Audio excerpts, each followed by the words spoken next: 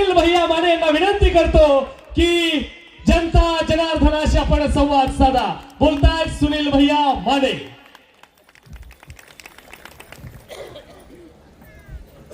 सातारा जिल्हा परिषद कोळेगाव पंचायत समिती या संस्थेच्या निवडणुकीनिमित्त सौभाग्यवती राजेश्वरी भोसले यांच्या प्रचारानिमित्त उपस्थित सन्माननीय सागरदादा पाटील, शहाजी क्षीरसागर, मोहनराव भोसले, साहिल बाबा, आहनभाया पाटील, केतन चव्हाण, अजिंक्य कदम, पीसी भोसले, भरत कदम, यशवंतराव चव्हाण, संजय शिंदे, जाधव सर, संतोषराव जाधव, मंचकावर उपस्थित सर्व पीसी भोसले आमचे सर्व कार्यकर्ते, समोर सगळे प्रतिष्ठित बंधू भगिनी आणि पत्रकार मित्र, सगळ्यांची नावं घेतली पाहिजेत. परंतु या ठिकाणी नावं घेण्यासारखी लोक आहेत. परंतु मला ज्या माणसानं नाव लिहून दिलं त्यानं तुमची नावं वगैरे काय बघायचं असेल तर तिच्याकडे बघा. या ठिकाणी 5 तारखेला सातारा जिल्हा परिषद कुणाच्या विचारामध्ये असली पाहिजे, कुणाच्या ताब्यात असली पाहिजे, याचा निर्णय आपल्याला घ्यायचा आहे. यासाठी ही निवडणूक आहे. आपल्या सर्वांच्या दृष्टीने खूप महत्वाची निवडणूक आहे. आपल्या गावामध्ये गावाचा विकास पण असेल, गावाचं गाव पण असेल, सामान्य माणसाला उत्कर्षाचा केंद्रबिंदू म्हणून त्या ठिकाणी ही निवडणूक करायची आपल्याला. या ठिकाणी आपण जर बघितलं तर ग्रामपंचायतचा जास्तीत जास्त सहभाग आहे तो जिल्हा परिषद पंचायत समितीच्या माध्यमातून विकासाचा मार्ग होतो. तो मार्ग जर आपल्या ताब्यात पाहिजे असेल तर जिल्हा परिषद आपल्या विचाराची असली पाहिजे, पंचायत समिती आपल्या विचाराची असली पाहिजे. यासाठी आपल्याला निर्णय घ्यायचा आहे. आज या ठिकाणी अण्णांनी मगाशी सांगितलं की महिलांची संख्या खूप आहे. आता महिला जागरूक आहेत. जर आपण या गटातलं मतदान बघितलं तर पुरुषांपेक्षा महिलांचं मतदान 100% जास्त आहे. अण्णांनी मगाशी सांगितलं की महिलांनी हिंगा दाखवला.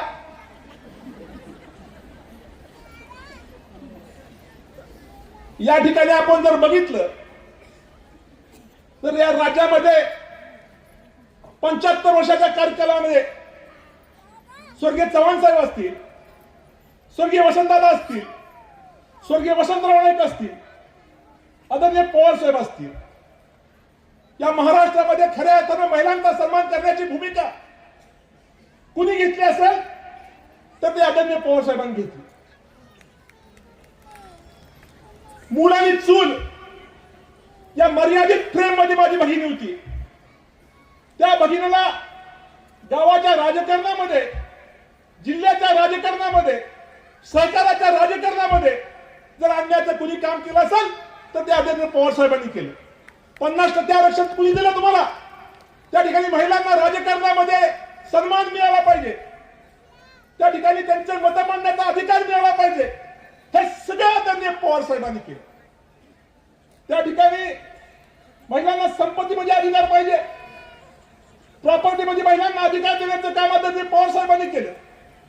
या महाराष्ट्रामध्ये खऱ्या अर्थानं महिलांचा सन्मान केला असेल तो त्या आदरणीय पवार साहेबांनी केला. शिक्षणामध्ये एमपीएससी मध्ये जर आपण बघितलं तर एमपीएससी मध्ये पवार साहेब या राज्याचे मुख्यमंत्री असताना महिलांना आरक्षण देण्याचं काम आदरणीय पवार साहेबांनी केलं.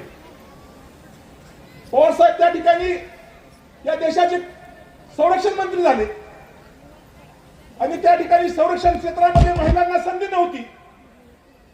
मी एका पुस्तकामध्ये वाचलं, पवार साहेबांनी त्या ठिकाणी मिलिटरीच्या प्रमुखांना विनंती केली की महिलांना आपण संधी दिली पाहिजे संरक्षण क्षेत्रामध्ये. त्यांनी दुर्लक्ष केलं. परत अधिकाऱ्यांना बोलवलं. तुम्ही का देत नाही? महिलांचं काम आहे का? महिला त्या ठिकाणी संरक्षण क्षेत्रामध्ये काम करू शकत नाहीत. पवार साहेब म्हणले बसा. माझी महिला किती दक्ष आहे तुम्हाला सांगतो. माझी महिला चपाती लाटते, चपाती भाजते, दूध उतरतात ते का बघते. एका वेळी 3-3 कामं करते. पुरुषाला जमणारे का कामं 3? पुरुष 3 कामं करू शकतो का? आज या ठिकाणी आझाद हिंद सेनेचे संस्थापक सुभाष बाबूंची जयंती आहे. मी सुभाष बाबूंना त्या ठिकाणी आपल्या सर्वांच्या वतीनं विनम्र भावपूर्ण आदरांजली वाहतो. सुभाष बाबूंनी महिलांची फौज निर्माण केली होती. सुभाष बाबूंचं एक वाक्य होतं, तुम मुझे खून दो मैं तुम्हें आजादी दूंगा. त्याच वाक्याचं मी सांगतोय, तुम हमें वोट दो हम तुम्हें विकास देंगे. जर खऱ्या अर्थानं या भागाचा विकास करायचा असेल तर जिल्हा परिषद ही आपल्या विचारात असली पाहिजे. त्या ठिकाणी आपल्या विचाराच्या ताब्यात असली पाहिजे. मग अशा अण्णांनी सांगितलं की आदरणीय अजितदादा असतील, आदरणीय शिंदे साहेब असतील, आदरणीय मकरराव असतील, आदरणीय नितीन काका असतील, आदरणीय बाळासाहेब पाटील असतील, या जिल्ह्यामध्ये या जिल्ह्याला दिशा देण्याचं काम, या राज्याला दिशा देण्याचं काम या जिल्ह्याने केलंय. स्वर्गीय चव्हाण साहेब या राज्याचे मुख्यमंत्री होते. तेव्हा चव्हाण साहेब राज्याचे मुख्यमंत्री झाले तेव्हाच या राज्याचे शिक्षण मंत्री बाळासाहेब देसाई साहेब होते. चव्हाण साहेबांनी पहिला निर्णय घेतला, त्या ठिकाणी ईबीसीवर सरपंचांना नसायचा अधिकार दिला. या महाराष्ट्रातला काम करणारा कष्टकरी कामगाराचा मुलगा शिक्षणापासून वंचित झाला नाही पाहिजे, ही साहेबांची भूमिका होती. आज काय परिस्थिती आहे? या राज्यातल्या 12,000 शाळा बंद करण्याचं पाप त्या ठिकाणी या सरकारनं केले. आपण विचार केला पाहिजे की आपण कुठल्या विचाराच्या पाठीमागे उभं राहणार आहोत. मला सगळ्यांना विनंती करायची आहे की त्या ठिकाणी जिल्हा परिषद आपल्या दृष्टीने खूप महत्वाची आहे. ती आपल्या विचाराची असली पाहिजे, ती आपल्या ताब्यात असली पाहिजे. त्यासाठी आपण चांगल्या पद्धतीनं मी त्या ठिकाणी उमेदवार आहे. या ठिकाणी राजेश उक्ताय ज्यांच्या नावामध्ये राजाश्रय आहे आणि त्यांच्या पतीच्या नावामध्ये दया आहे. राज आणि दया, राजेश्वर आणि दयानंद उमेदवार कसे आहेत बघा. मगाशी सांगितलं की महिलांचा आदर त्या ठिकाणी दया काका नेहमी करतात. मी दया काकांना एकदा विचारलं की काका तुमचं सगळं चांगलं चाललंय, कशाला या घाणीत पडताय? म्हणजे राजकारण घाण नाही, 14 सालानंतर घाण निर्माण केली समोरच्या माणसानी. 14 सालाच्या अगोदर राजकारण चांगलं होतं, परंतु राजकारणामध्ये आता वेगळी पद्धत निर्माण केली.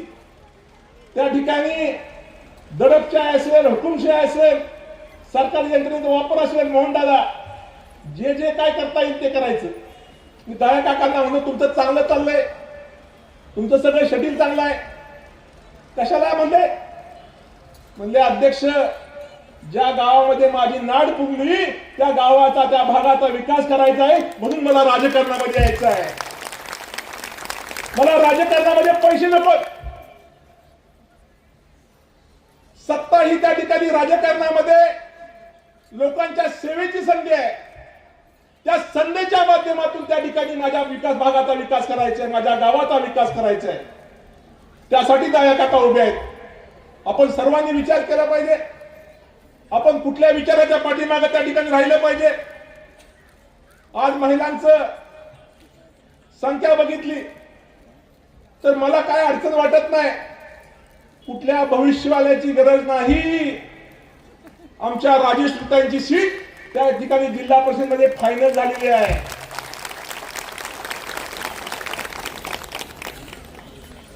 एवढ्या बायकांनी 5-5 बायका गटवल्या.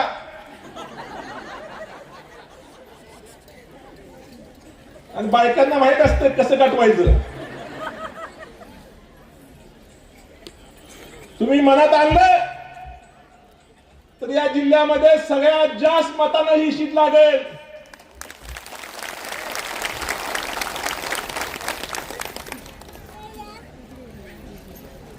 निवडणुकीच्या आधी तुम्हाला सगळ्यांना देवदर्शन केलंय. निवडणुकीनंतर काय मिळेल सांगता येत नाही.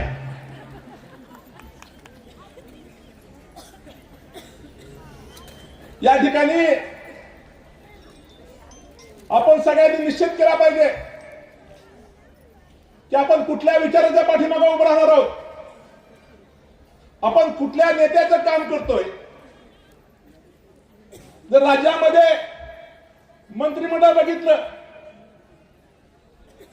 तर मंत्रिमंडळामध्ये जे आपले मंत्री आहेत, आदरणीय अजितदादा असतील, आदरणीय मकरंदाबा असतील, हे दोन मंत्री घ्या आणि बाकी मंत्री या जिल्ह्यातले, त्या मंत्र्यांना तुम्ही हातात धरू शकतो का? ते पट्टी घावतच नाहीत. मला तर एकाने सांगितलं, एक मंत्री असा पाय करून बसतो, खुर्चीवर पाय त्यागला. तसं आबांचं वागणं आहे का? कधीही कुणी जावा, कुठल्याही प्रसंगी जावा, शिंदे साहेबांचं घ्या,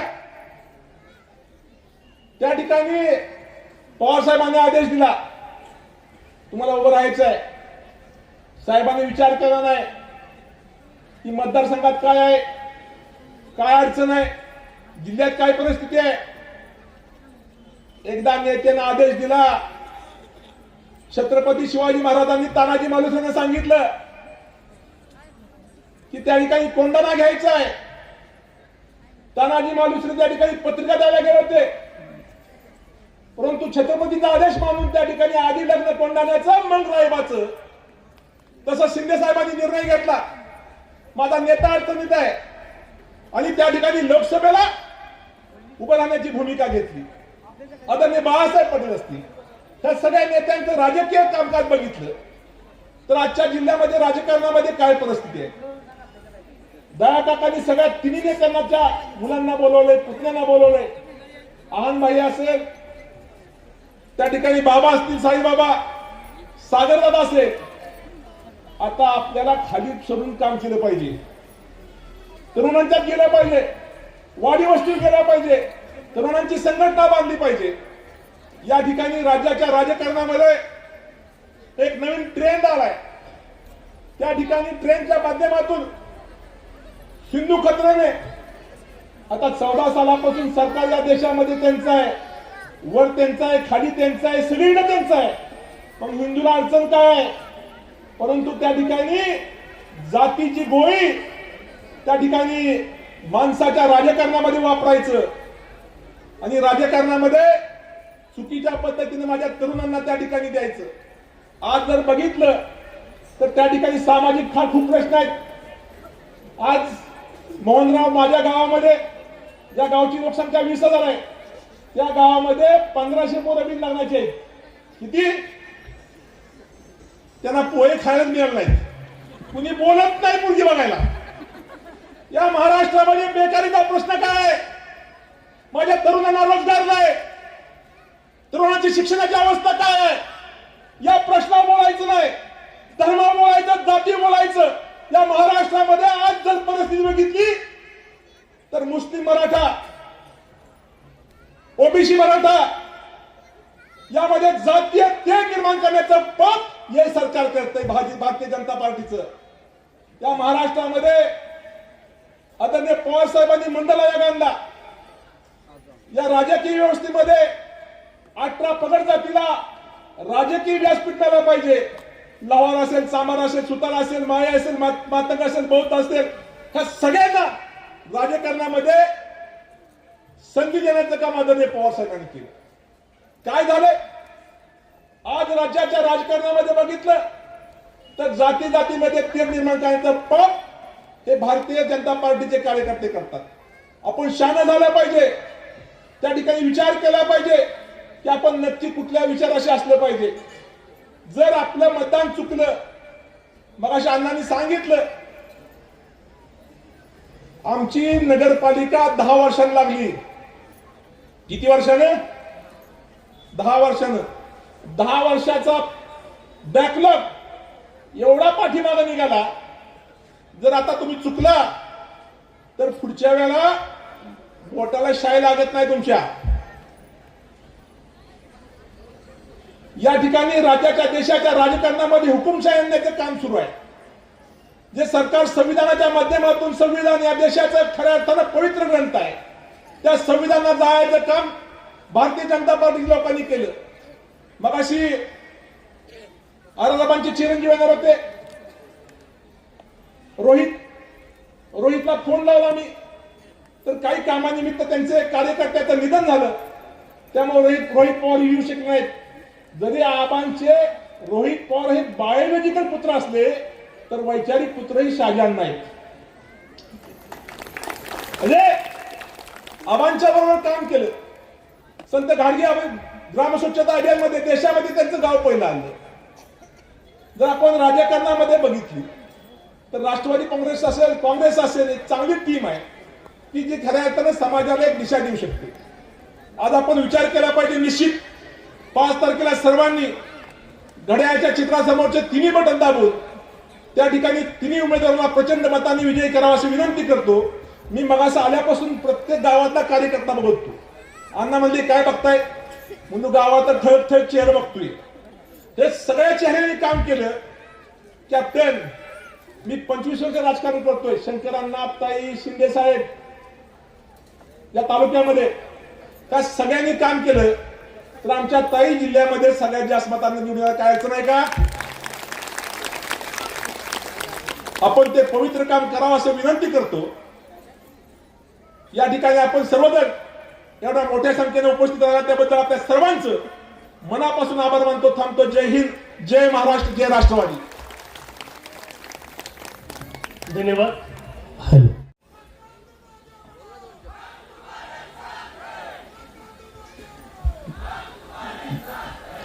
नमस्कार.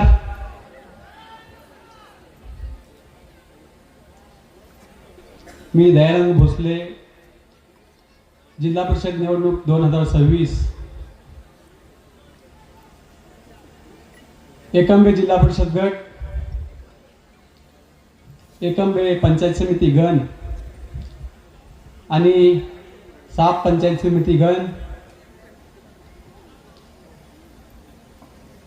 या गटाच्या आणि गणाच्या राष्ट्रवादी काँग्रेस पार्टीच्या प्रचाराचा शुभारंभ आज या ठिकाणी होत आहे. आणि या प्रचाराच्या शुभारंभासाठी आवर्जून उपस्थित असणारे महाराष्ट्र राज्याचे माजी सहकार मंत्री, जिल्ह्याचे माजी पालकमंत्री, सह्याद्री साखर कारखान्याचे चेअरमन, आदरणीय आपल्या सर्वांचे आदरस्तंभ बाळासाहेब पाटील यांचे पुतणे, युवा नेतृत्व माननीय सागरदादा पाटील, महाराष्ट्राचे मदत व पुनर्वसन मंत्री, बुलढाणा जिल्ह्याचे पालकमंत्री आणि किसनवीर सहकारी सातारा साखर कारखान्याचे चेअरमन, आपले नेते आदरणीय मकरंदाबा पाटील यांचे सुपुत्र आदरणीय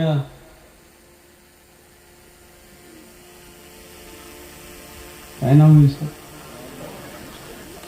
पहिल्यांदाच भेटलोय, आहन भैया पाटील. माझा स्वभाव जरा खराब बोलणार आहे. आहन भैयांची माझी पहिलीच भेट आहे. पण त्यांचं वाई खंडाळा महाबळेश्वरमध्ये आपल्या वडिलांसाठी, आपल्या काकांसाठी आणि आपल्या आजोबांनी जी परंपरा दिलेली आहे तो यशवंत विचार वाढवण्यासाठी जे काम आहे त्या कामानं प्रभावित होऊन मी त्यांना या ठिकाणी कार्यक्रमाचं निमंत्रण दिलं.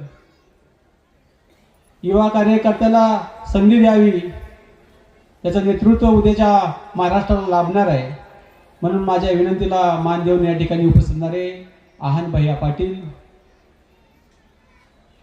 महाराष्ट्राचे नेते, माझे मार्गदर्शक,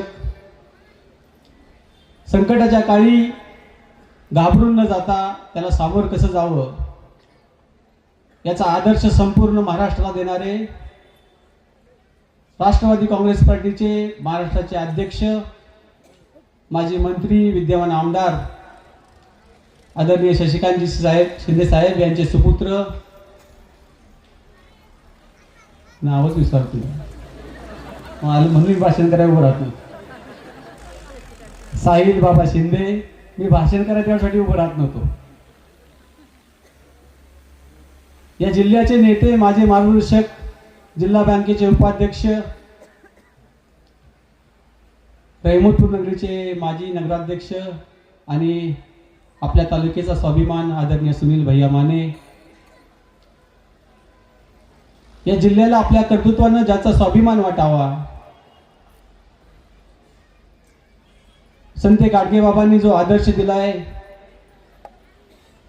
ज्याचा वसा आर पाटील आबांनी महाराष्ट्रभर चालवला, मग ते तंटामुक्ती गाव असू द्या, हागणदारी मुक्त गाव असू द्या, स्वच्छता अभियान असू द्या,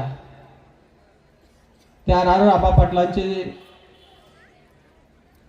राजकीय वारसदार किंवा विचारांचे वारसदार, आणि ज्यांचा नेहमी मला आदर्श वाटतो. मी राजकारणात नव्हतोच, पण ज्यांचा मला नेहमी आदर्श वाटला, असे आदरणीय शहाजी अण्णा क्षीरसागर, त्याचबरोबर आपशिंग गावचे सुपुत्र, तालुक्याचे युवा नेते आदरणीय भरत नाना कदम, या जिल्हा परिषद गटाच्या राष्ट्रवादी काँग्रेस पार्टीच्या उमेदवार राजेश्वरी दयानंद भोसले, पंचायत समिती गणाचे उमेदवार केतनदादा अर्जुन चव्हाण, साप पंचायत समिती गणामध्ये खरं तर 2 AB फॉर्म पक्षाने दिलेले आहेत. त्या दोन्ही उमेदवार उद्या मला वाटतं फायनल होईल, बरोबर ना. त्या दोन्ही उमेदवार, तिसरे आमच्यावर इच्छुक असणारे आदरणीय किरण आबा जाधव हेही इच्छुक आहेत, त्यांनी अपक्ष अर्ज भरला आहे. या तिघांचा उद्या पक्ष नक्की विचार करेल आणि पक्षाचा जो निर्णय येईल ते उमेदवार, बरोबर बोलतोय ना, जे काही निर्णय होईल ते उमेदवार यांच्या प्रचाराचा शुभारंभ आज या ठिकाणी आपण करत आहोत. खरं तर मी स्टेजवरच्या नेत्यांची माफी मागून आणि खाली बसलेल्या सर्व प्रमुख कार्यकर्त्यांची माफी मागून या ठिकाणी माझ्या भाषणाला सुरुवात करतो. कारण मी जरा व्यावसायिक माणूस होतो. मला वाटलं की 4चं टायमिंग दिलं की माणसं 4ला येतात, 4:15ला कार्यक्रम चालू होतो, 6ला संपतो, 6:30ला जेवणं होतील, माणसं निघून जातील. मला हे माहीत नव्हतं की 4चा कार्यक्रम 5ला पण सुरू होतो, 6ला पण सुरू होतो. आणि बऱ्याचशा गावचे प्रमुख सरपंच, उपसरपंच आणि त्या पार्टीचे अध्यक्ष पण माझ्यासमोर व्यासपीठाच्या खाली आहेत. मला तो प्रोटोकॉल बी कळाला नाही की कुणाला वर घ्यायचं आणि कुणाला नाही घ्यायचं. त्यामुळे मी त्यांची पण या ठिकाणी पहिल्यांदा जाहीर माफी मागतो. मला स्टेजवर पण बॅनरवर कुणाचे फोटो टाकायचे एवढं लक्षात आलं नाही. आता मी पृथ्वीराज बाबांचा बी फोटो टाकलाय. मला मगाशी कळालं अजून काँग्रेसवर आपली आघाडीच झाली नाही. पण चला, माझं बाबांच्या प्रेम आहे, माझे संबंध आहेत, ते काही त्याच्या ऑब्जेक्शन घेणार नाही. मी एक साधा व्यक्ती होतो, आयुष्यात संघर्ष करत होतो. स्वप्न होतं की बाबा प्रपंच करावा, चांगलं नीटनेटकं जीवन जगावं आणि आपलं कुटुंब चालवावं. पण मन स्वच्छ होतं, कधी पाप मनात आलं नाही. आणि व्यवसाय करता करता मला माझ्या कुटुंबाच्या गरजा भागवण्यानंतर बी काहीतरी पैसे शिल्लक राहतील असं देवाच्या आशीर्वादानं, गोरगरिबांच्या पुण्यानं व्यवसायात यश मिळत गेलं. माझे प्रत्येक धंदे यशस्वी होत गेले.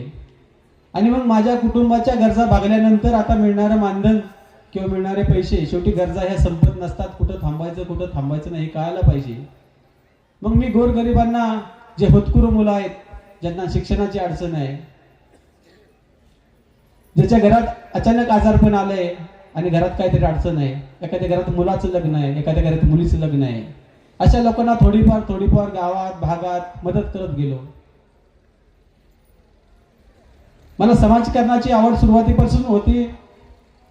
माझे मित्र आणि मार्गदर्शक मोहनराव भोसले यांनी आपल्या प्रास्ताविकामध्ये सांगितलं, जे त्यांनी सांगितलं ते अंतःकरणाबद्दल सांगितलं. साहेब, माझ्या गावामध्ये कोणत्याही विरोधकाच्या घरी जावा, माझ्याबद्दल कदाचित कोण चांगलं नाही बोलणार, पण या एकसळ गावामध्ये माझ्याबद्दल जर एक जरी माणूस वाईट बोलायला दिसला ना, उद्या उमेदवाराचा अर्ज माघारी घेऊन टाकेल. जे जगलो आयुष्यभर ते तत्वाने जगलो, जे आयुष्यभर जगलो ते निष्ठेने जगलो, जे केलं ते प्रामाणिकपणे केलं, जे करतो ते छाटीठोकपणे करतो. एकदा बोललो तर बोललो, त्यात माघार घेत नाही.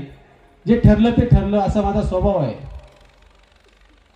गेले 20 वर्ष राजकारण समाजकारण करत असताना, व्यवसायातनं सगळं संधी मिळत असताना, हे लक्षात आल्यानंतर गरजूंना मदत करत असताना माझ्या लक्षात आलं की या गरजा कोरेगाव तालुक्यामध्ये प्रचंड आहे. जरी आपण पश्चिम महाराष्ट्रात येत असलो तरी तालुका सुजलाम सुफलाम नाहीये. गोरगरीब जनता खूप आहे. अर्धा एकर, 1 एकर, 2 एकर वाले शेतकरी भरपूर आहेत. बऱ्याचशा महिला रोजंदारी जातात. मी 4 वाजता आलेल्या महिला पण पाहिल्यात, 5 वाजता आलेल्या पण पाहिल्यात, 6 वाजता आलेल्या पण पाहिल्यात आणि 6 नंतर आलेल्या महिला पण पाहिल्यात. मला 100% जाणीव आहे त्या दिवसभर शेतात काम करून आलेत. काकाचा कार्यक्रम आहे, जायला लागतोय म्हणून.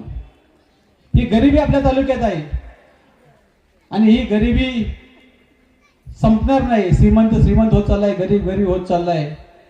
असं असताना त्या सामाजिक कार्याला कुठल्या तरी राजकारणाची गरज आहे अशी मला वाटलं. शेवटी कामं करत असताना राजकीय पाठबळ बी पाठीशी असावं. म्हणून मी आणि राजेश्वरी बसलो. आम्ही दोघांनी विचार केला. बऱ्याचशा गोष्टी मी राजेश्वरीला विचारून करतो. ती आज बोलणार आहे ना. तिला मी म्हटलेलं तू उमेदवार आहे, तू बोललं पाहिजे तिनं, पण 2 मिनिटं भैया जरा 2 मिनिटं बोलतो, संपवतो. 5 मिनिटात संपवतो, चालेल ना? 5 मिनिटात संपवतो, चालेल ना? हा हा हा काय पुन्हा बोलतो. तर आम्ही दोघं बसलो. गेले 15-20 वर्ष व्यवसायानिमित्त पुणे, मुंबई, बेंगलोर, गोवा बऱ्याच ठिकाणी व्यवसाय केले आणि व्यवसायानिमित्त बरेचसे संबंध आले. त्यात प्रशासकीय संबंध आले, राजकीय संबंध आले. राजकीय संबंध आल्यानंतर आमच्यासमोर तेच प्रसंग पडला. संपूर्ण महाराष्ट्राला माहिती आहे माझे राजकारणात कोणाचे संबंध आहेत, कोण मला घरातल्यागत मानतं आणि कोणाचे मित्राचे संबंध आहे. आमच्या दोघांच्या समोर तेच प्रसंग पडला. आता निर्णय काय घ्यायचा. आपली सगळी टीम तर राष्ट्रवादी विचाराची आहे, आपलेही राष्ट्रवादीशी संबंध आहेत. आदरणीय शशिकांत शिंदे साहेबांनी आपल्याला कधी परका किंवा बाहेरचा असं अंतर दिलं नाही. शरद पवार साहेब आपल्या घरी येऊन गेलेत. भैयांची माझी नाळ आहे, अण्णांच्यावर मी प्रेम करतो. हे सगळं असताना आता करायचं काय. मग 2 दिवस जरा संभ्रमावस्था होतीच आणि ती मी मुद्दाम होऊन केली होती. तुम्हाला माहित होते काय संभ्रमावस्था होती, माहिती आहे ना? माहिती आहे, तुम्ही हुशार आहे खूप. आमचं ठरलं होतं दोघांचं की आपण राष्ट्रवादी काँग्रेस पार्टीवरच लढायचं. का लढायचं हे सांगतो मी, पण म्हणलं संभ्रमावस्था करूया. मी पण 20 वर्ष राजकारणात आहे. मी आदरणीय मकरंद बाबा, आदरणीय नितीन काका, आदरणीय शशिकांत शिंदे साहेब यांना राजकारणात शब्द दिलेला होता की मी आयुष्यात कधी गद्दारी केली नाही. शेवटच्या दिवशी मी केसांना गळा कापणार नाही. तुम्ही जो निर्णय घेईल तो मला मान्य असेल. फक्त मला माझ्या वैयक्तिक टीका काही लोकांनी केलेली आहे. माझ्या कुटुंबापर्यंत जायचा म्हणून प्रयत्न केलेला आहे आणि गेले 15-20 वर्ष मी पण राजकारण करत आलोय. माझे बी संबंध आहेत. मनात आणलं तर मी काही करू शकतो हे मला दाखवून द्यायचं होतं. म्हणून 2 दिवस मी संभ्रमावस्था ठेवली होती. बरोबर केलं होतं ना? बरोबर केलं होतं ना? हा. आम्ही दोघांनी बसलो देवापुढं आणि ठाम निर्णय घेतला की राष्ट्रवादी काँग्रेस पार्टीवर जायचं. आयुष्यात तडजोड नाही करायची. जे माझ्याबद्दल बोलतायत त्यांना कधी त्यांच्या व्यासपीठावर जायचं नाही हे ठरवलं होतं. त्यासाठी काय करायला लागेल ते करू आणि आपल्याला देवानं भरपूर दिलेलं आहे आणि लोकांनी आणि महिलांनी एवढं प्रेम दिलेलं आहे ना, कशाला घाबरायचं नाही. एवढ्या ताकदीने राजेश्वरी मला बोलली ना, तुम्ही जो निर्णय घेचाल त्या निर्णयाच्या पाठीशी मी तुमच्या सोबत आहे आणि कोण काय वाघाला दूध पिलं नाही. सगळे आईलाच पितात. आम्ही पण आईच्याच पोटात आईलाच दूध पिऊन आलेलो आहे. या तालुक्यातले आम्ही पण भूमिपुत्र आहे. फक्त मी विकासाचं राजकारण करतो, विचारांचं राजकारण करतो, कुणावर कधी टीका करत नाही. आजपर्यंत समोरच्या उमेदवाराचं कधी नाव घेतलं नाही, त्यांच्या नेत्याचं कधी नाव घेतलं नाही, इथून पुढे पण आयुष्यात घेणार नाही. मला त्या गोष्टीची गरज नाही. पण माझ्या वैयक्तिक जीवनाबद्दल तुम्ही बोलू नका, व्यक्तिगत टीका करू नका. मी धुतल्या तांदळा एवढा स्वच्छ आहे, पाण्या एवढा निर्मळ आहे. आजपर्यंत कुणाच्या ओलं सोडून द्या, वाळक्या पाचोळ्या पण पाय दिलेला नाहीये. आणि तुम्ही माझ्यावर आरोप करता. आरोप करा, आरोप करायला तुम्हाला देवानं तोंड दिलंय. चांगलं पण बोलता येतं, वाईट पण बोलता येतं. पण आज या ठिकाणी जाहीरपणे तुमच्या साक्षीने सांगतो, एक जरी आरोप 5 तारखेला मतदान आहे, 4 तारखेला रात्री 12 वाजेपर्यंत एक जरी आरोप सिद्ध करू शकले ना, त्या दिवशी अर्ज विड्रॉल करून टाकेल. देवानं तोंड तुम्हाला पण दिलंय, देवानं तोंड मला पण दिलंय. माझ्या आई वडिलांनी मला संस्कार दिलेत. बोलताना चांगलं बोल, सत्य बोल. कुणाला तरी बरं वाटावं म्हणून बोलू नकोस, खरं वाटावं, खरं असेल ते बोल. आणि मी ते आजपर्यंत पाळलंय, इथून पुढचं आयुष्य पाळीन. पण तुम्ही जर पातळी सोडली, तुम्ही जर टीका केली, तुम्ही जर व्यक्तिगत जीवनावर गेला, मी किंवा माझ्या उमेदवारांच्या किंवा माझ्या कुठल्याही कार्यकर्त्याला दमदाटी द्यायची प्रयत्न केला, हे काय बसलेले माझे कार्यकर्ते नाहीत, हे माझे भाऊ आहेत, हे माझे मित्र आहेत, हे माझी नात्यागोत्यातली माणसं आहेत. मला आज सांगतो, कोणत्याही क्षणी 365 दिवस 24 तास आम्ही तुमच्या सेवेत आहोत. कुणी घाबरून जायचं कारण नाही. हे लोकशाहीचं राजकारण आहे, हुकुमशाहीचं राजकारण नाही. आणि लोकशाहीचं राजकारण जिवंत करण्यासाठीच मी राजकारणात आलेलो आहे. राष्ट्रवादी काँग्रेस पार्टी जॉईन करण्याचा एकच निर्णय घेतला की आपल्यावर असणारे सर्व समाजाचे, सर्व जातीचे, सर्व धर्माचे लोक आहेत. विकासाचं राजकारण केलं पाहिजे. जगदीश्वर सहकारी साखर कारखाना असू द्या, सह्याद्री कारखाना असू द्या किंवा किसनवीर कारखाना असू द्या, आपल्या सर्वांच्या जीवनात आनंद निर्माण करणाऱ्या या तिन्ही संघटना राष्ट्रवादी काँग्रेस पार्टीच्या विचाराबरोबर आहेत. आणि त्याच्या माध्यमातून असू द्या, अजितदादांच्या माध्यमातून असू द्या, शशिकांत शिंदे साहेबांच्या माध्यमातून असू द्या किंवा मकरंद आबांच्या माध्यमातून असू द्या, या 28 गावामध्ये जो विकासाचा बॅकलॉग राहिलेला आहे, जे विकास तुम्ही फक्त कागदावर दाखवला आहे, रस्ते चकचकीत झाले म्हणजे विकास होत नाही. कटापूरपासनं, गोडशेवाडीपासनं, गोगावलेवाडीपासनं, गोळेवाडीपासनं, सायगावपर्यंत आणि एकांबेपासनं सिल्टीपासून खिळकंडीपर्यंत, तुमच्या वाघजाईवाडीपासनं नाळेवाडी, एकसर, शिरपे, सुलतानवाडी, निगडी, दुगी, या संपूर्ण गणातल्या प्रत्येक गावाचा मी अभ्यास केला. तिथं काय कामं झाली गेल्या 7 वर्षात आणि काय नाही झाली, याचा सगळा हिस्ट्री माझ्याकडे आहे. फक्त कागद दाखवायचा आणि गोड गोड बोलायचं आणि आश्वासन द्यायचं, एवढंच काम या तालुक्यामध्ये गेल्या 7 वर्षात झालेलं आहे. ठीक आहे, सामाजिक जीवन जगताना मी समजू शकतो की प्रत्येक जण आपापल्या पद्धतीनं सामाजिक काम करत असतो. या तालुक्याचे नेते आदरणीय शंकरराव अण्णा, त्यांनी त्यांच्या पद्धतीनं काम केलं. आदरणीय शालिनीताई पाटील साहेब, त्यांनी त्यांच्या पद्धतीनं काम केलं. आदरणीय शशिकांत शिंदे साहेब, त्यांनी त्यांच्या पद्धतीनं काम केलं. विद्यमान लोकप्रतिनिधी पण त्यांच्या पद्धतीने ते काम करतायत. पण आजपर्यंत कधी एवढ्या खालच्या पातळीचं राजकारण, एवढ्या खालच्या पातळीची जाहिरातबाजी झाली नव्हती, जेवढी जाहिरातबाजी आणि खालच्या पातळीचं राजकारण आज होत चाललेलं आहे. या सर्व गोष्टी ज्यावेळेस माझ्या डोळ्यासमोर आल्या, त्यावेळेस माझ्या लक्षात आलं की आता आपल्याला ताकदीनं उभं राहायला लागेल आणि राहिलेला हा विकास आपल्याला पूर्ण करावा लागेल. एखाद्या वेळेस रस्ते, गटर, शौचालय किंवा सभागृह नाही झालं तर चालेल. या तालुक्याची मुख्य गरज मग ती सासूर असू द्या, दामनेर असू द्या, दामनेर बरंचसं पुढे गेले, सायगाव बरंचसं पुढे गेले, पण सासूर असू द्या किंवा इकडं वेळू असू द्या, आपशिंगी असू द्या, तुमचं जायगाव असू द्या, कनेरखेडा असू द्या, काटेवाडी असू द्या, बोरीव असू द्या, या गावात मी प्रत्येक गावात जाऊन आलेलो आहे. प्रत्येक गावातली परिस्थिती बघितलेली आहे. साहेब, प्रथमतः या तालुक्याला असणाऱ्या वैयक्तिक अडचणी अशा आहेत की या तालुक्यामध्ये जगाशी स्पर्धा करणारी कोणतीही CBSE स्कूलची शाळा चांगल्या प्रकारची नाही. आणि ज्या शाळा आहेत त्या शाळेमध्ये यातील बसलेले 90% लोक आपली शाळेची फी भरू शकत नाहीत. मी दिशा मेळाव्यामध्ये पण जाहीर केलं होतं की मला सामाजिक जीवनात काय यायचे आणि राजकारणात काय यायचे. इथं बसलेल्या 40% महिला संध्याकाळी 6 नंतर का आलेत? त्या दिवसभर रानात काबाड कष्ट करून आलेत आणि त्यांचं एकच स्वप्न असतं की मी दिवसभर उन्हात मरमर मरते, काबाड कष्ट करते, संकट झेलते. कशासाठी झेलते? तर माझं मुलबाळ शिकल, ते मोठं होईल आणि माझे हे दुःखाचे दिवस जातील आणि सुखाचे दिवस येतील. पण हे सुखाचे दिवस येण्यासाठी त्याला एक चांगलं शिक्षण द्यायला पाहिजे. तुमची इच्छा आहे त्याला चांगलं शिक्षण द्यायची, पण अशी कोणतीही शाळा नाही की जी 2,000, 5,000, 10,000 तुमच्या मुलाला शिकवेल. त्यासाठी 40,000 रुपये फी वर्षाची भरायला लागती आणि इथं बसलेल्या 80% लोकांना परवडत नाही 40,000 रुपये शाळेची फी भरावी. या तालुक्याचा शिक्षणाचा बॅकलॉग मला भरून काढायचे. या तालुक्यात शिक्षण संस्था कोणी उभ्या केल्या नाहीत. या तालुक्यात ज्या शिक्षण संस्था झाल्या त्या फक्त मराठी मीडियम, हिंदी मीडियमच्या झाल्या. विद्यमान लोकप्रतिनिधींनी कोणतेही काम केलं नाही गेल्या 7 वर्षात. त्यासाठी आपल्याला काम करायचे. या तालुक्यातील बरीचशी मुलं पोटाची खळगी भरण्यासाठी एक तर मुंबई, पुणे, नाशिक या ठिकाणी जाऊन काम करतायत. शेवटचा पर्याय आपल्याकडे राहतो MIDC. नशिबानं शरीरानं तो फिट असला तर आर्मीमध्ये जातोय, पोलीसमध्ये जातोय. पण 70% पोरं आज सुद्धा नोकरीसाठी दारोदार भटकतायत.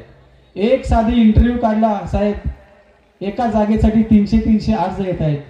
मी स्वतःला अभिमान मला स्वतःचा वाटतो की मी या तालुक्यातल्या 750 लोकांना रोजगार देऊ शकलो आणि त्या 750 लोकांचा कुटुंब प्रमुख होऊ शकलो. स्पर्धा माझ्याशी त्या गोष्टीत करा ना. स्पर्धा माझ्याशी लोकांना काम देण्याच्या बाबतीत करा, लोकांचं जीवनमान उंच मानण्याच्या बाबतीत करा, शिक्षण संस्थांच्या बाबतीत करा, औद्योगिकरणाच्या बाबतीत बघा. तुम्ही स्पर्धा माझ्याशी कोणत्या विषयावर करताय, कोणत्या विषयावर बोलताय, ट्रिपचं काय बोलताय, कशाचं काय बोलताय? अरे गेले 15 वर्ष मी ट्रिप काढतो. माझ्या गावातल्या कुठल्याही महिलेला विचारा. माझ्या गावातली मुलं सोडून द्या, माझ्या गावातल्या 60% महिला स्वतः गोव्याला जाऊन आलेत का नाही? आणि विथ फॅमिली आम्ही जातो. तुम्ही माझ्यावर म्हणता गोव्याला माणसं घेऊन जाता माझ्यावर? अरे सुपारीचं खांड आयुष्यात मी खाल्लं नाही कधी आणि तुम्ही मला सांगता दारूच्या गोष्टी. आरोप करताना विचार करून विद्यमान लोकप्रतिनिधींनी करावे अशी मी त्यांना या सभेतून नम्रपणे जाहीर विनंती करतो. निवडणूक चालू झालेली आहे. निवडणुकीत आरोप प्रत्यारोप होतात, पण व्यक्तिगत जीवनात जे खरं आहे ते बोला. तोंड देवानं तुम्हाला पण दिलंय, तोंड मला पण दिलेलं आहे. मी गेले 12 वर्ष 15 वर्ष या गावातून ट्रिप घेऊन जातो. माझं एक स्वप्न असतं की संसार करत असताना गरजा या संपत नाहीत. बऱ्याचशा लोकांच्या हातावरची पोट आहेत की वर्षातनं 2 दिवस त्या माता भगिनींना घेऊन बाहेर जावं, त्यांच्याशी मन मोकळावं, त्यांनी मन खुलास फिरावं, नाचावं, बागडावं, जेवणं करावीत, गप्पा गोष्टी व्हाव्यात, आयुष्यातला कंटाळा दूर करावा आणि पुन्हा नव्यानं जगायला सुरुवात करावी. ही एक माझी संकल्पना आजची नाही निवडणुकीपुरती, ही गेले 10 ते 12 वर्षाची. माझ्या गावातल्या बऱ्याचशा महिलांनी अष्टविनायकाचं दर्शन झालेलं आहे. नाशिकच्या वणीपासून शनी शिंगणापूरपासून अण्णा हजारेंच्या राळेगण सिद्धीपर्यंत असू द्या, पूर्ण कोकणचा पट्टा असू द्या किंवा तुमचं गोव्याचं दर्शन असू द्या, आम्ही अभिमानानं सांगतो गेलो होतो, जाणार, घेऊन गेलो होतो, पुढेही घेऊन जाणार. त्यात आम्हाला काही तुम्हाला घाबरायची गरज नाही आणि कुणाला तुम्हाला विचारायची गरज नाही. आम्ही पदरच्या पैशाने जातो आणि येतो. तर हे या ठिकाणी मी तुम्हाला जाहीरपणे सांगतो. असू द्या बाबा, अजून 3-4 सभा आहे त्याच्यावर बोलतो मी. आता मी त्यांना आज नम्रपणे सांगितलं की साहेब माझ्यावर काही बोलू नका. हां, मी नम्रपणाने सांगितलंय मी राष्ट्रवादी विचारांचा आहे, मी काँग्रेस विचारांचा आहे, मी महात्मा गांधींना मानणार आहे, मी रतन टाटांना मानणारा माणूस आहे. तर मी त्यांच्यावर काय आज बोलत नाही. बरेचसे कागद त्यांची पण माझ्याकडे आहे. माझा एक कागद जरी सापडला तर मी इलेक्शनमधनं विड्रॉल करून टाकेल, पण त्यांची बरीचशी कागद माझ्याकडे आहे. मी कधीही घाणेरडं राजकारण केलं नाही, करणार नाही. पहिला विषय शिक्षण झालं. आरोग्याचा विषय भैया, मी लोकांना भेटतोय, खूप छोट्या छोट्या गरजा आहेत लोकांच्या. 5,000 रुपये, 10,000 रुपये, 15,000 रुपये आणि त्यातली 70% कारण आहेत अचानक आलेला आजार. डोळ्यात पाणी येतो माझ्या भैया. कसं तरी कुटुंब चालवत असतं, सण साजरे करत असतं, मुलाबाळांना मोठं करत असतं आणि एखाद्याला घरात आमदार झटका येतो. 5-50 हजार लाखभर रुपयाला ते कुटुंब डबऱ्यात पडतं. एवढं तोंड करून लोक भेटतात. आम्ही दोघं असतो. 25,000 रुपये तुमच्याकडे नाही, 40,000 रुपये तुमच्याकडे नाही, 50,000 रुपये तुमच्याकडे नाहीत. ही खरी परिस्थिती आहे.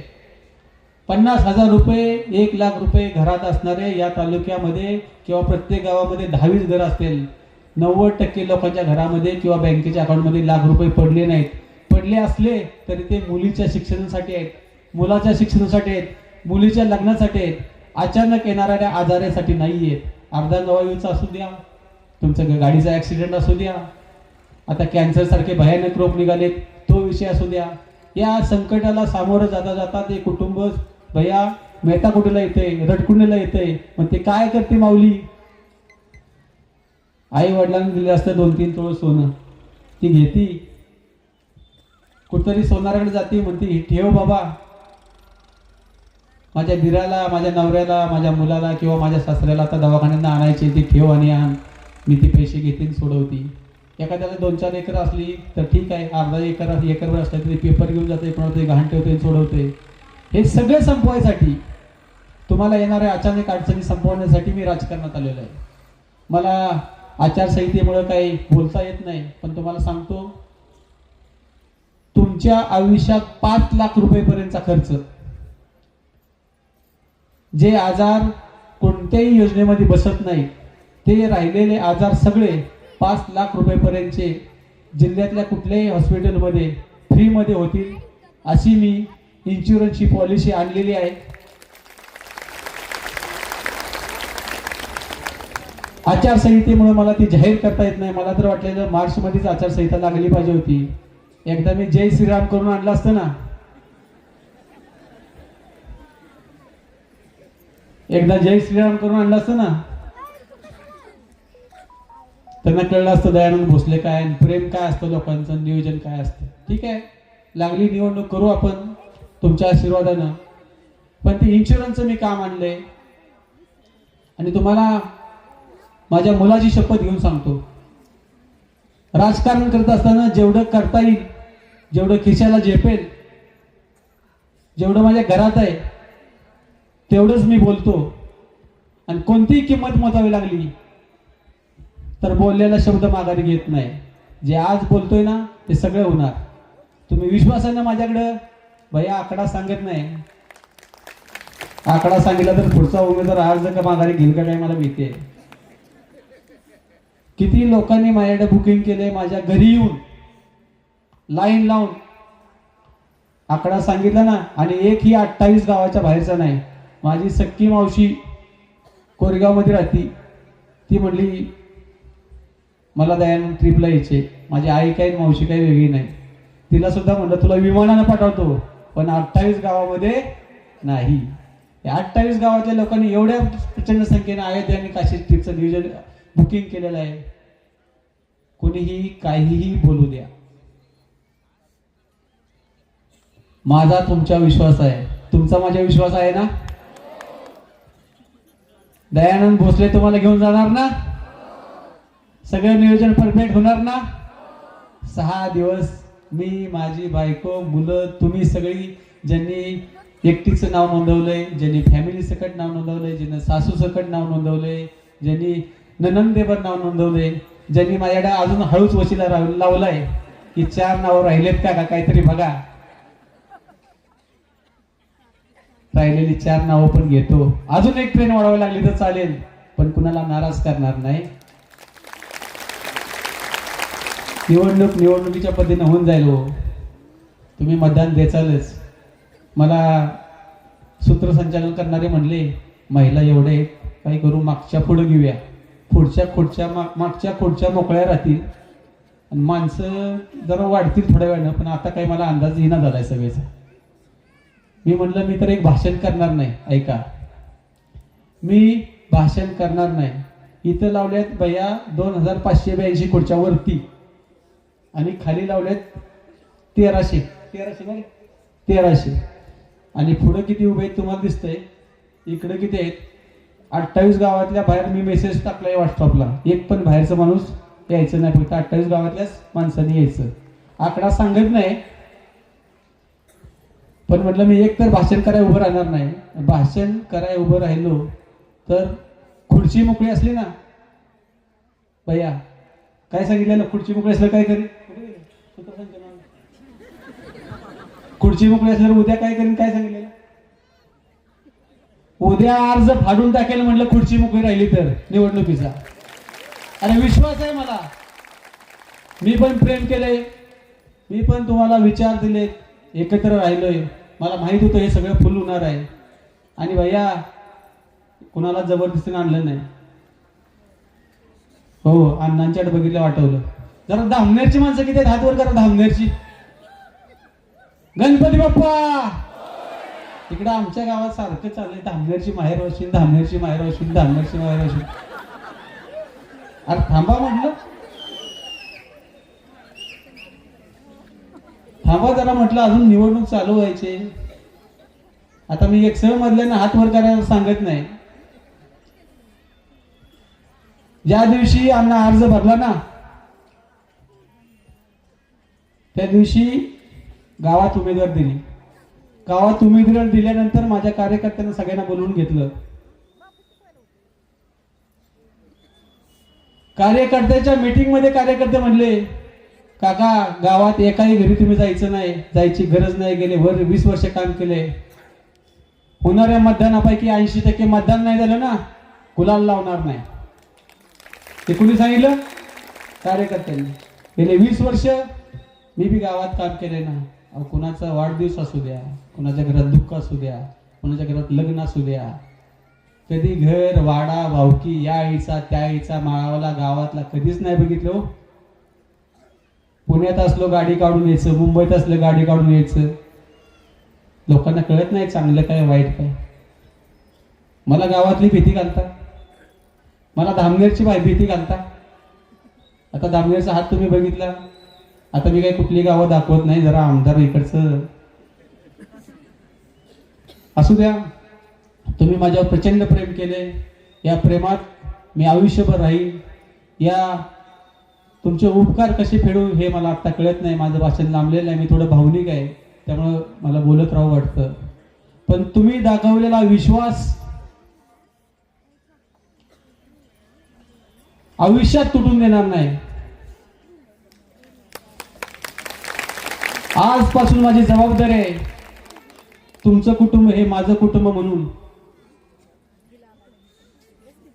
ग्रामदैवत भैरवाकडे माझं तोंड आहे, समोर शिखर आहे. वेताळ साहेबांकडे माझं तोंड आहे. मी सांगतो, ग्रामदैवताची शपथ घेऊन सांगतो, आयुष्यात तुम्हाला कधी कमीपणा वाटणार नाही की दयानंद भोसले सारख्या उमेदवाराला संधी दिली, राजेश्वरीला संधी दिली. मी राजेश्वरी, केतन आणि खालच्या गणातला जो पण उमेदवार येईल त्याची या ठिकाणी जबाबदारी घेतो. राष्ट्रवादी काँग्रेस पार्टीच्या सगळ्या नेतृत्वावर विश्वास ठेवून सांगतो की तुमचं कोणतंही वैयक्तिक काम असू द्या की सार्वजनिक काम असू द्या, तुम्हाला कधीच वाटणार नाही की चुकीच्या माणसाला संधी दिली आणि पश्चाताप करायची वेळ आली. जे सगळं आयुष्यात कमावलं ते सगळं लुटून टाकेन, पण तुम्हाला कमीपणा येणार नाही असं जबाबदारीने या ठिकाणी सांगतो. माझं लांबलेलं भाषण संपवतो. आपण सर्वजण एवढ्या प्रचंड संख्येने या ठिकाणी आलात, माझ्या उपकार केलाय, आयुष्यभर तुमच्या ऋणात राहीन एवढंच सांगतो आणि थांबतो. जय हिंद, जय महाराष्ट्र, जय राष्ट्रवादी. यानंतर नमस्कार. राजमाता जिजाऊमासाहेब, छत्रपती शिवाजी महाराज, राजर्षी छत्रपती शाहू महाराज, महामानव डॉक्टर बाबासाहेब आंबेडकर, महात्मा फुले या सर्व महापुरुषांना मी वंदन करून मी माझ्या भाषणाला सुरुवात करतो. मी ही नावं काय औपचारिकता म्हणून नाही घेते, मी ही नावं मनापासून घेतोय. का? कारण ह्याच्या अगोदर कधी इतक्या मोठ्या व्यासपीठावर मला भाषण करायची कधी संधी नाही मिळाली किंवा योग नाही जोडला. परंतु आता दया काकांमुळे योग जोडलाच आहे, तर म्हणलं आता या प्रवासाची सुरुवात माझ्या महापुरुषांचं मी वंदन करूनच करावी. व्यासपीठावर उपस्थित सुनील भैया माने, शहाजीराव क्षीरसागर, सागरदादा पाटील, दया काका भोसले, आपल्या गटाचे उमेदवार राजेश्वरी काकी भोसले, ॲडव्होकेट पांडुरंग भोसले, मोहनराव भोसले आणि आपले गणाचे उमेदवार केतन चव्हाण जे माझे अतिशय जवळचे सहकारी आहेत, आणि माझे प्रिय मित्र साहिल बाबा शिंदे. मित्रांनो, खरं जरी आमचं गाव, आमचं मतदारसंघ जरी वाई असला तरी कोरेगाव तालुक्याचे ना आमचं जुनं ऋण अनुबंध आहे. मला आजही आठवतं त्या बालवयात माझ्या आजोबांकडं कोरेगाव तालुक्यातली माणसं कायम यायची. फार प्रेम दिलं तुमच्या तालुक्यानं आमच्या कुटुंबावर, माझ्या आजोबांवर दिले, माझ्या चुलत्यांवर खासदार नितीन काका पाटलांवर दिले आणि आम्ही सुद्धा इथून पुढे भविष्य काळात कायमस्वरूपी प्रचंड तुमच्या या तालुक्यावर आम्ही प्रेम देत राहणार आहे. किसनवीर सहकारी साखर कारखाना असेल, सातारा जिल्हा मध्यवर्ती बँक असेल, या दोन्ही संस्थांच्या माध्यमातून आणि माझ्या कुटुंबाच्या माध्यमातून दया काका तुम्हाला जेवढी पण मदत माझ्या परिवाराकडून होईल तेवढे आम्ही तुम्हाला देणार आहे, तेवढे आम्ही ताकद तुम्हाला देणार आहोत. खरं तर आज स्वागत फारच आमचं जोरात झालं, जरा स्वागत बघूनच मी थक्क झालो. आणि अँकर साहेब, खरा अर्थानं मी तुमचं खरं आभार मानतो. तुमचं कधी कोण नाव घेत नाही, तुमचे आभार कोण मानत नाही, पण काय तो तुमचा खणखणीत आवाज अंगावरच काटा आला. मला आजही आठवतं, मागच्या वर्षी खटाव तालुक्यात नागाच्या कुमट या गावात यात्रेनिमित्त आपली भेट झाली, मी विसरलो नाही ते आज पण. आज मी तुमच्या सर्वांशी संवाद साधायला आलोय. आज थोडस मला वाईट वाटतं की राज्यात आणि देशभरात जे काही वातावरण गढूळ आणि दूषित करण्याचा जो प्रयत्न चालू आहे, जाती जाती धर्माधर्मांमध्ये जो वाद निर्माण करायचा जो प्रयत्न चालू आहे, हे बघून फार वाईट वाटतं. ह्याच्या अगोदर पूर्वी असं कधी नव्हतं. मित्रांनो, आज आपला राष्ट्रवादी पक्ष हा असा पक्ष आहे जो समाजातील प्रत्येक घटकाला सोबत घेऊन जाणारा हा पक्ष आहे आणि अशा पक्षाला तुम्ही साथ दिली पाहिजे. हा काय पक्ष नाही, हा आपला परिवार आहे. तुम्ही सर्व माझे परिवार आहात एवढं लक्षात ठेवा. कधी हाक मारा, आहान पाटील कायम तुमच्या सेवेसाठी तत्पर राहील. आज पाहून तर बघा दया काका, आज खरं तर मला पुरुषांपेक्षा जास्त मला इथं महिलांचीच गर्दी जास्त दिसते. महिलांची गर्दी बघून जरा असं वाटतंय लाडक्या बहिणींचा लाडका भाऊ तुम्हीच दिसताय. शासनापेक्षा असं वाटतं हिथं लाडकी बहीण योजना जास्त चांगली राबवली जाते का काय, असं जरा मला तर वाटायला लागले. तुमची चर्चा सातारपर्यंत आहे. तिरुपतीला देवदर्शन, केदारनाथला देवदर्शन, उज्जैनचं असेल, शिर्डीचं असेल, अक्कलकोटचं असेल, सातारपर्यंत तुमची चर्चा आहे. माझ्या या माता भगिनींना त्या परमेश्वराच्या दारात पोहोचवण्याचं जे तुम्ही पवित्र काम करताय, हे कधीही माझ्या या माता भगिनी विसरणार नाहीत. खूप तुम्ही चांगलं काम करताय, कारण मला माहिती आहे या माता भगिनींना कुठं लांब जायचं असेल, देवदर्शनाला जायचं असेल, किती अडीअडचणींना त्यांना सामोरे जायला लागतं.